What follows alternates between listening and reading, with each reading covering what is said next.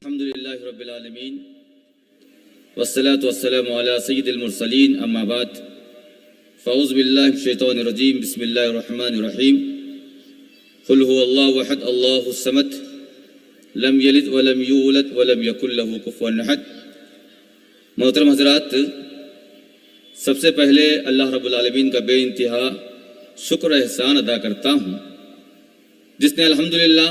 آج اس مبارک محفل میں، جہاں پر الحمدللہ کالی کوٹ کی اکثریت جو ہے جماعت یہاں پر شریک ہے، یہاں پر کچھ سننے سنانے کا اللہ تعالیٰ نے ہم کو موقع نصیب فرمایا ہے۔ اللہ تعالیٰ سے دعا ہے کہ اللہ تعالیٰ آپ کے اور ہمارے آنے کو اللہ قبول فرمائے، اور اس کے بعد ہمارے آخری پیغمبر سرکار دو عالم جناب محمد رسول اللہ صلی اللہ علیہ وسلم پہ لاکھوں درد و سلام، جنہوں نے بڑی مشکلوں بڑی محنتوں سے اللہ کے پیغام کو ہم تک پہنچایا ہے۔ اب اس پیغام کو پہنچانے کی ذمہ داری ان لوگوں کی ہے جو دینی سمجھ رکھتے ہیں، قرآن اور حدیث کا علم رکھتے ہیں۔ ان کی ذمہ داری ہے کہ اس پیغام کو ان تک پہنچائیں جو لوگ نہیں جانتے ہیں، نہیں پہچانتے ہیں۔ تو الحمدللہ آج اچانک ایک 10 منٹ کا مجھے موقع دیا گیا ہے اور تالی کوٹ الحمدللہ ابھی ہم لوگ پہنچے ہیں۔ بڑی خوشی کا منظر ہے۔ میں آج ایک آیت پڑھ کر اس میں 3 باتیں ہیں اس کی وضاحت کر کے بات ختم کرنا چاہتا ہوں، اور امید کرتا ہوں کہ جو باتیں میں انشاءاللہ اس محفل میں پیش کروں گا، اللہ تعالیٰ ان باتوں پر مجھے اور آپ تمام کو عمل کرنے کی اللہ توفیق عطا فرمائے۔ تو محترم حضرات، جو قرآن کریم کی آیت جو پڑھنا چاہتا ہوں وہ یہ ہے کہ ربی اوزعنی ان اشکر نعمتک التی انعمت علی وعلی والدی۔ تو یہاں پر اس کی وضاحت یہ کہ ترجمہ یہ ہے کہ اے پروردگار، مجھے توفیق دے کہ میں تیری نعمتوں کا شکر بجا لاؤں۔ یہاں پر سب سے ایک اہم بات میں آپ کو بتانا چاہ رہا ہوں، تمام الحمدللہ حاضرین سے میرا خطاب ہے۔ یہاں پر قرآن کریم کی آیت کی پہلا جو لفظ ہے جس میں اللہ تعالیٰ نے فرمایا کہ ربی اوزعنی، اے اللہ مجھے توفیق دے، یعنی بہت ساری قوم، بہت سارے افراد اپنے زندگی کو مقصد کو جو بھول چکے ہیں اور اللہ کی نعمتوں کو جو استعمال کرتے ہیں اس کی طرف توجہ نہیں ہے، اور اللہ کی بہت ساری نعمتیں انسانوں پر اللہ تعالیٰ نے جو عنایت فرمائی ہے اس کی طرف جس کو خیال نہیں ہے، تو اللہ تعالیٰ نے قرآن کریم میں فرمایا ربی اوزعنی ان اشکر نعمتک التی انعمت علی، اے پروردگار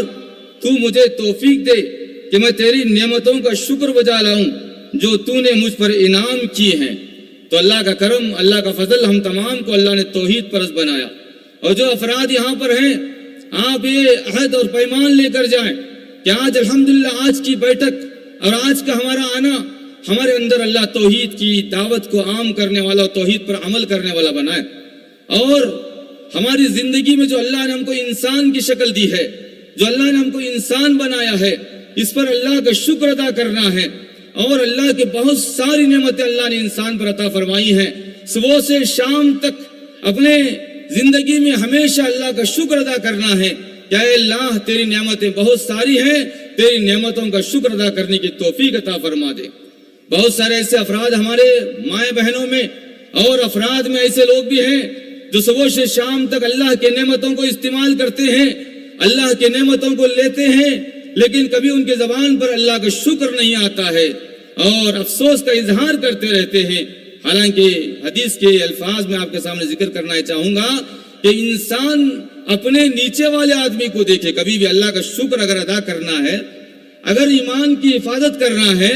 تو ہمیشہ اپنے نیچے والے آدمی کو دیکھے، جو ہمارے سے کمزور ہے اس کو دیکھے۔ اگر ہماری آنکھ ہے تو جس کے پاس آنکھ نہیں اس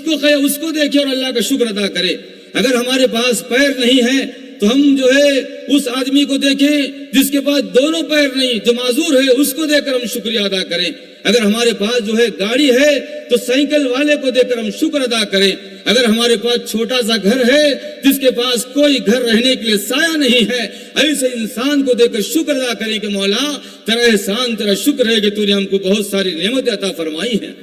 ایک چھوٹا واقعہ ذکر کرتے ہوئے آگے بڑھوں گا۔ ایک انسان ایک عالم صاحب کے پاس تشریف جو ہے پہنچا اور آ کر بیٹھا تو عالم صاحب نے کہا کہ جناب آپ اللہ کی عبادت کرو، اللہ کا شکر ادا کرو۔ تو اس آدمی نے کہا اے مولانا صاحب میں کیسے شکر ادا کروں بتاؤ، میرے پاس کیا ہے جس میں اللہ کا شکر ادا کر سکوں؟ تو مولوی صاحب نے کہا کہ تھوڑا انتظار کرو اور بیٹھو، ایک آدمی کو میں تمہارے سامنے بلاتا ہوں۔ ایک آدمی کو انہوں نے فون کیا اور بلا کر بھیجا، کہا کہ بھائی تمہارے لیے کڈنی کی ضرورت ہے یا نہیں ہے؟ تو اس نے کہا کہ مجھے کڈنی کی ضرورت ہے، بہت پریشان ہوں، علاج کروانا ہے۔ تو اس عالم صاحب نے کہا کہ فلاں میرا بھائی ہے، اس کے پاس کڈنی موجود ہے، اس کی قیمت تم کیا دو گے بتاؤ؟ تو اس انسان نے کہا کہ جو اس کی کڈنی کی قیمت لگائے گا اس کو دینے کے لیے میں تیار ہوں۔ تو یہاں پر اس انسان جو بیٹھ کر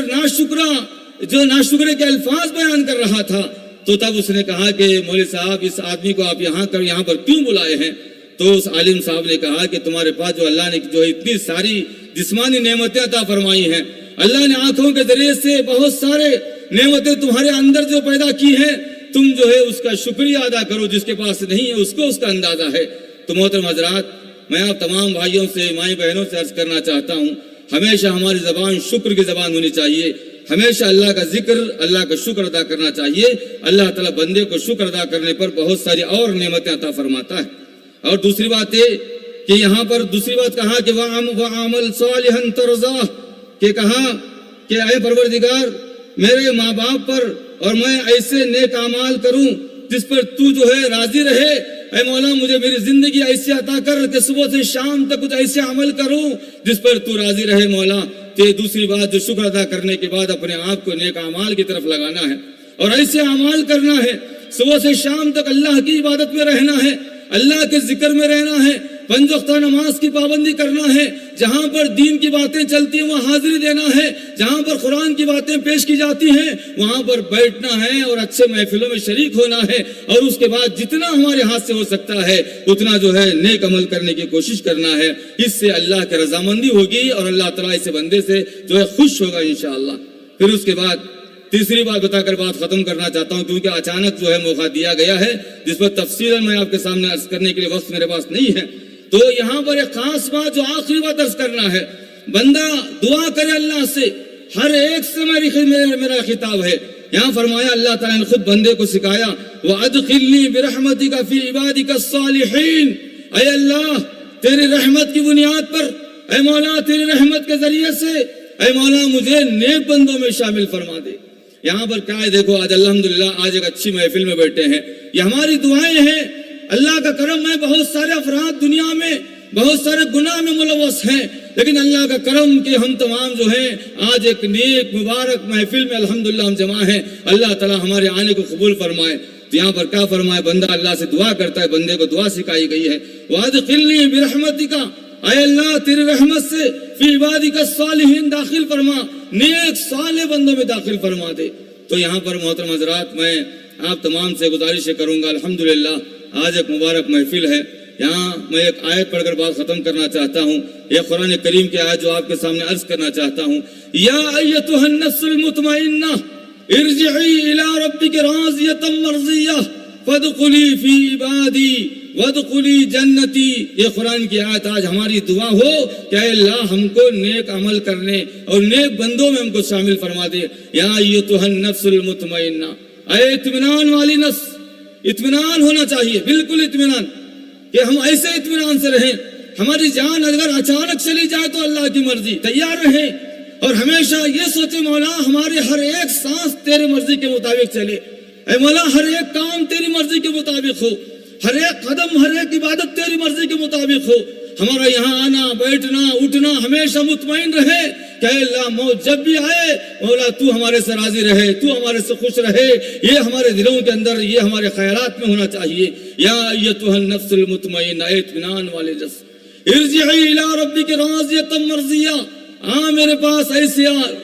کہ تو مجھ سے راضی رہے اور میں تجھ سے راضی رہوں۔